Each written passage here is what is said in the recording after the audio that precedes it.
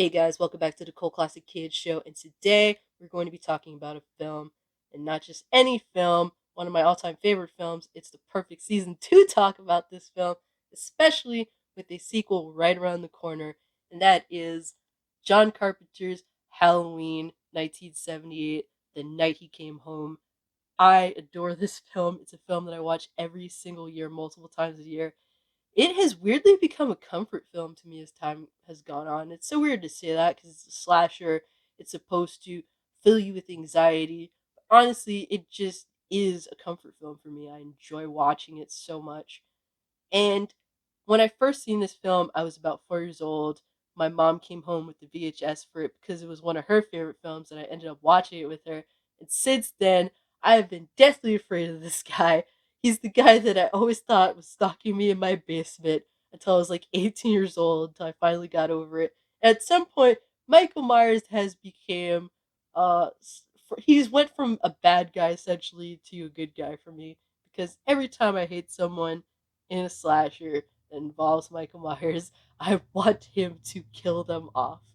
So, without any further ado, let's just jump right into it, guys. Halloween 1978 is directed, written, and scored by John Carpenter, also co written and produced by Deborah Hill. These two have worked together on some really awesome works, noteworthy ones being The Fog and Escape from New York. And I can honestly say Halloween is not what it is without John Carpenter and Deborah Hill putting their heads together and working on this film the way that they did. Honestly, the first scene alone shows how integral both of these two are to this film. In this first scene, we are watching the film from the antagonist's point of view, a young Michael Myers watching his sister having some very intimate time with her boyfriend when she should be babysitting him. This film has this amazing vagueness to it. It doesn't want to outright tell you why characters do what they do, but it gives you enough to really get an idea of what's going on.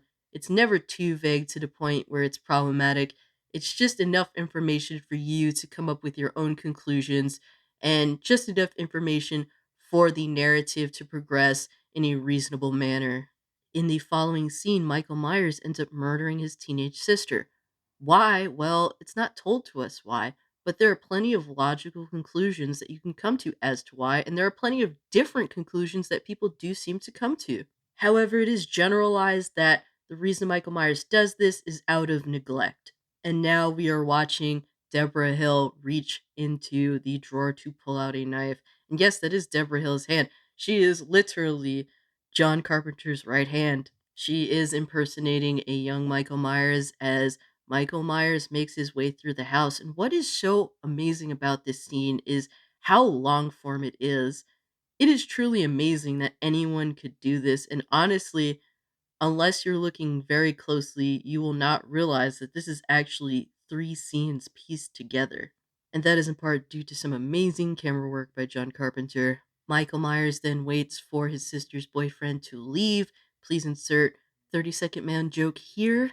An amazing, noteworthy thing about Halloween 1978 is the fact that it is an indie film that was made on a shoestring budget of $325,000.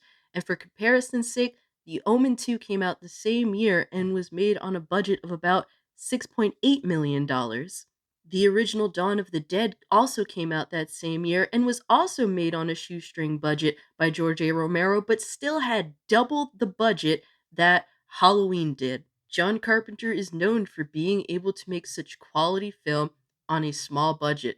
Anybody who has worked with John Carpenter typically explains that he is a very efficient worker. He has everything planned out to a T before the day has even begun, which typically leads to very effective work schedules for everyone else under him. But it's amazing to think that an indie film on a shoestring budget ended up being one of the most influential films of the genre. While Halloween obviously isn't the first slasher film ever made, it is without a doubt one of the most influential, sparking the subgenre of the slasher film. Now, a very general plot synopsis of Halloween is that on the night of Halloween of 1963, a 6-year-old Michael Myers murders his sister, and 15 years later, he breaks out of the Smith's Grove Sanitarium only to end up killing again on Halloween night. Now, the only person that truly understands how concerning Michael Myers breaking out of Smith's Grove is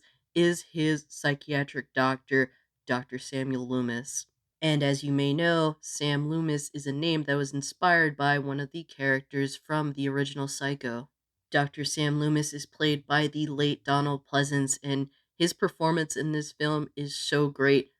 Donald Pleasance really isn't in this film very much, but for the narrative, the scenes that he is in are very effective. His acting as well is very effective. That's why he isn't needed as much as you would think in the film. I think it's also interesting that Donald Pleasance himself said the reason why he decided to take this job was specifically because his kids really enjoyed Assault on Precinct 13, which was an earlier film that John Carpenter had done. At first in the film, Dr. Sam Loomis's intent was to bring Michael before court, in which he was hoping that the court will permanently keep Michael Myers under wraps and not release him from Smith's Grove. But Loomis's mission quickly changes when Michael Myers escapes from the Smith's Grove Sanitarium, and he takes it upon himself to make sure that Michael Myers is captured and stopped at all costs. When Michael Myers first became Dr. Loomis's patient, at first, he truly felt as though he could rehabilitate Michael Myers to be a functioning member of society again. However, at some point during his sessions of dealing with Michael Myers, he had come to the conclusion that this individual truly was evil in its purest form, and he is willing to do anything to make sure that Michael Myers stays where he was. And most people that Dr. Loomis comes into contact with truly thinks that Loomis himself might actually be disturbed, that he's truly just plain scared of this one man, whereas Loomis doesn't really see Michael Myers as a man. He sees him as this entity that is beyond man, that is taken on another form entirely. And none of these people can even begin to wrap their mind around that reality, which leads to Loomis being undermined by other characters in this film. In trying to assure that Michael Myers will never see the light of day, unfortunately, it works to the opposite effect, in which Michael Myers gets away and returns to Haddonfield to terrorize people again on Halloween night. The film itself takes place in Haddonfield, Illinois, which is a fictional place.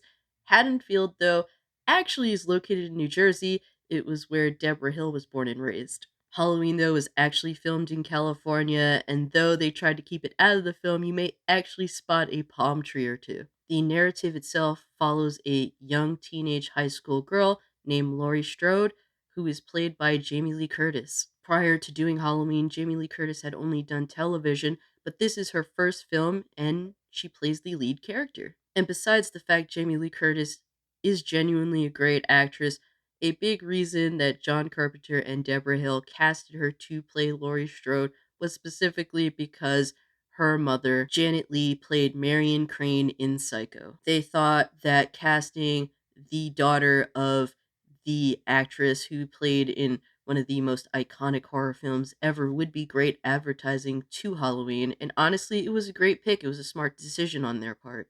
Now, Laurie Strode is the nerd-like character among her small group of friends, Annie and Linda. And she's honestly the smartest of the three. Michael Myers begins stalking Laurie Strode, and Laurie Strode takes immediate notice to this, whereas Linda and Annie either don't really notice or don't even take it remotely seriously. What I love about this film is that it purposely separates the people who are attentive and aware against the people who are dumb, ignorant, and not paying attention. And cut and dry, Laurie Strode is one of the greatest final girls, one of the greatest lead female characters in a horror film. She's very smart, very attentive, and genuinely really resourceful.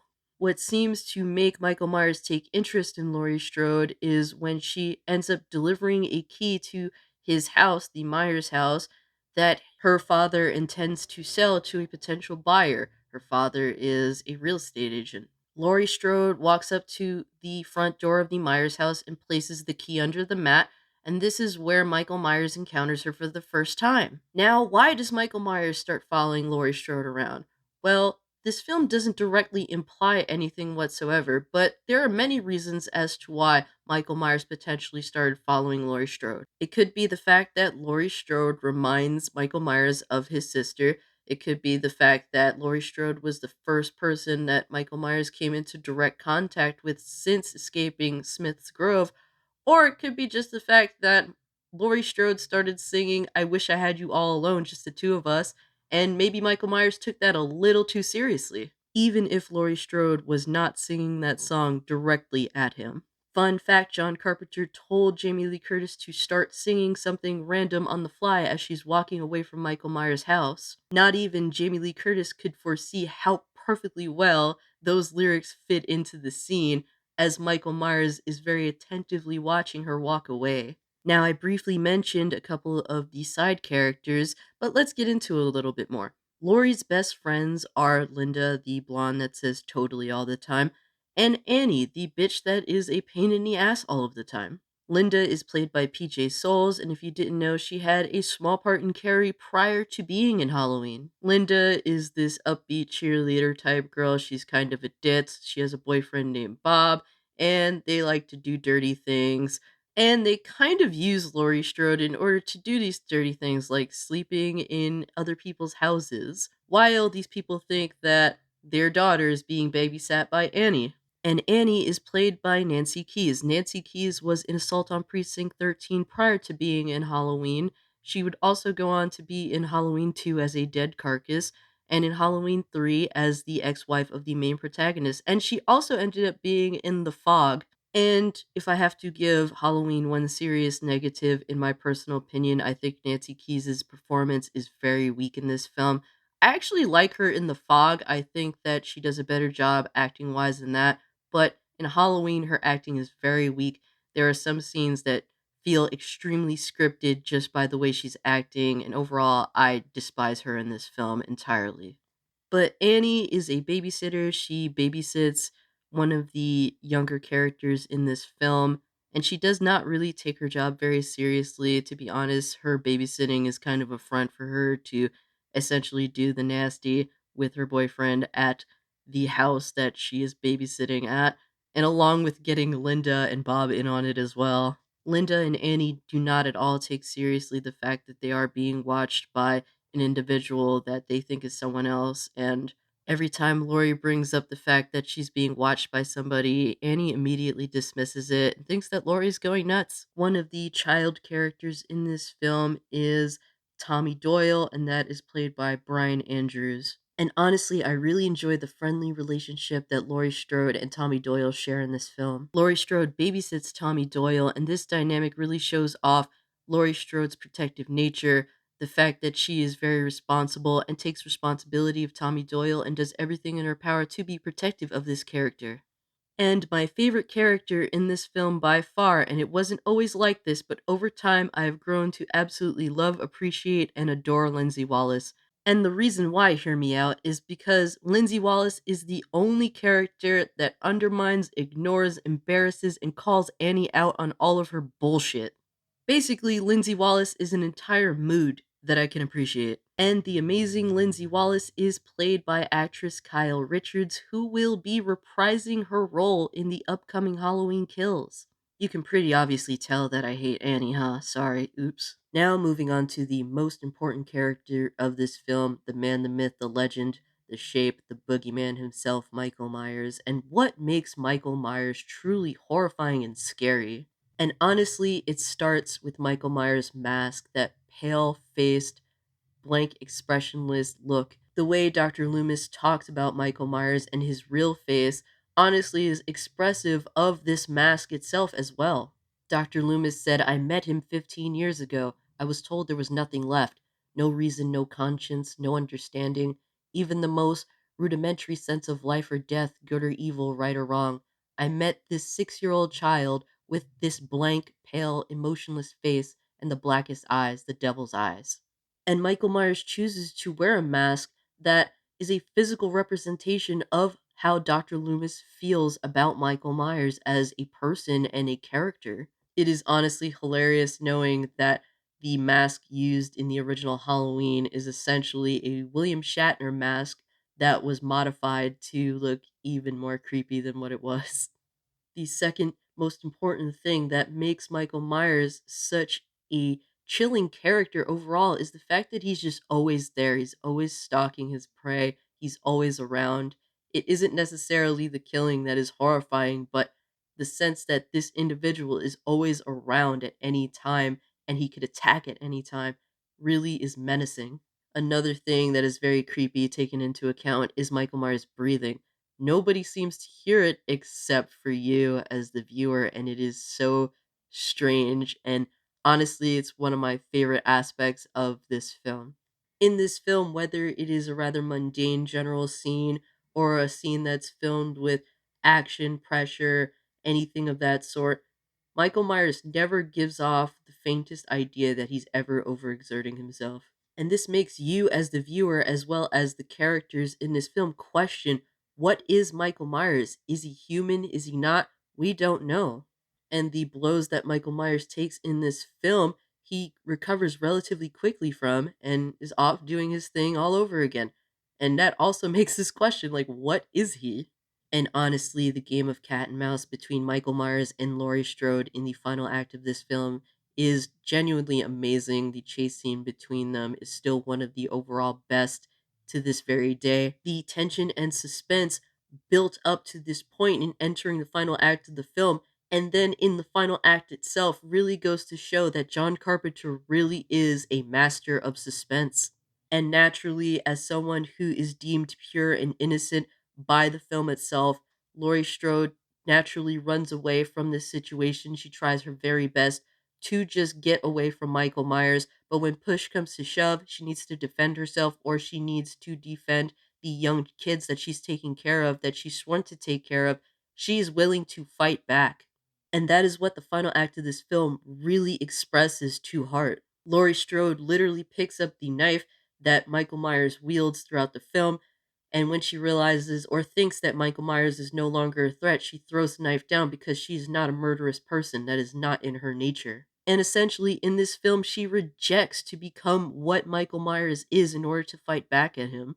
And that is despite the fact he has killed her friends, that is despite the fact he is threatening her life, and that is despite the fact he's also threatening Tommy Doyle and Lindsey Wallace's lives as well. And honestly, some people do find that frustrating about this film in some scenarios because this is something that Laurie Strode does more than once in the final act of this film. But honestly, this makes perfect sense to Laurie Strode as a character. And at the end of the day, if you want to see Laurie Strode as a murderous character, that's what some of the sequels are out there for. But at the end, the person who truly takes on the responsibility of permanently stopping Michael Myers is his doctor, Sam Loomis. Another important aspect of what makes Michael Myers truly creepy and otherworldly is essentially the way that he walks, his posture. The best way to describe Michael Myers' posture and his movements is essentially that he's a dead man possessed by his spirit.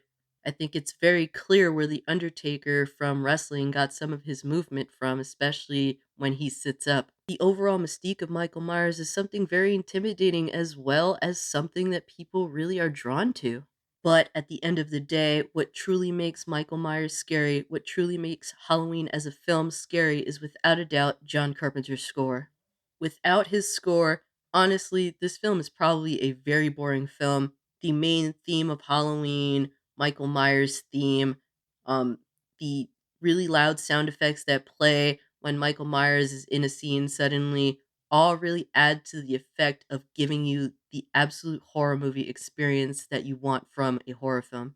And honestly, really add to the suspense factor as well. And at the end of this film, where the film itself transcends its rather simple plot, is when Dr. Loomis is believed to have stopped Michael Myers. And when Loomis checks on Michael Myers' body, he finds that the body itself has disappeared.